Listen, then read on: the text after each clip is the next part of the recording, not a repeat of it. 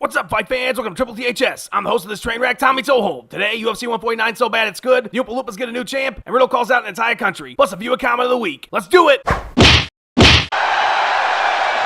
Sometimes bad stuff is good, like Troll 2, the McRib, and Lindsay Lohan. UFC 149 is not one of those things. Despite starting off with more finishes than the Mortal Kombat tournament, the fastest knockout, longest robot in UFC history, and the brotastic Matt Tom Riddle catching a spinning back fist and turning it into relevance, the main card went from bad to Geely when the White Anderson Silva spent half his fight giving thumbs up and staring at James' head like a dyslexic staring at a subordinating conjunction. That fight was followed by two gigantic men leaning on a cage for 15 minutes and the highly anticipated debut of Cuban KO artist Hector Lombard. Lombard, who had more trouble closing the distance than a fat kid in a foot race, underwhelmed the Canadian crowd with his inability to do much of anything against the Barbarian. People of Calgary, who took time out of their busy schedule of making maple syrup and being Mounties, were absolutely restless by the time the main event came around. Nosferatu broke one of Faber's ribs early, and after smashing the California kid's legs like a stoner smashing White Castle, he was all but incapacitated. Barao didn't dominate the fight, but he didn't have to leave with a strap. Of course, that didn't stop the Brazilian fighter from celebrating like he just got a 300 in Wii Bowling. Talk about his future plans, I've asked the interim champ to stop by. How you doing, champ?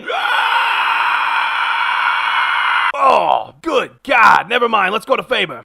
Butt chin! Let's just move on to the next segment. Okay, Magic Mike, that's enough. Clay! Clay, get back here. He was the only thing about the main card that wasn't terrible, and in a post-fight presser that looked like Dana White's dog died, Matt Riddle was the only guy in a good mood. After discussing his victory, Deep Waters decided to target British fighter Dan Hardy along with some of his, quote, butter-toothed countrymen. Talk about his dislike for the Redcoats, I've asked the 26-year-old to stop by. Welcome to the show, Matt. Hey, man, what's up, dude? Nothing much, you were going on tear there after the fights. Not a fan of the Brits? No way, man. They booed me last time I was there and spit in my mouth and stuff. Bunch of jerks, man. Well, you were fighting a British guy, right? What'd you expect?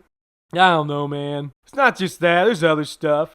Like what? Freaking taxation without representation. Wow, that's surprisingly historically relevant. Okay, so other than some issues from the late 1700s and the fans not liking you, what else?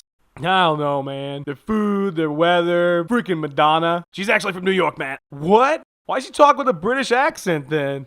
We don't. Nobody knows, Matt. What about Dan Hardy? Do you have beef with him specifically, or are you just trying to sun in your way into a fight? Yeah, I got beef with him, man. He's British, and he doesn't do well against wrestlers and has a big name. Makes sense to me. Thanks for coming on the show, Matt. One more thing, man.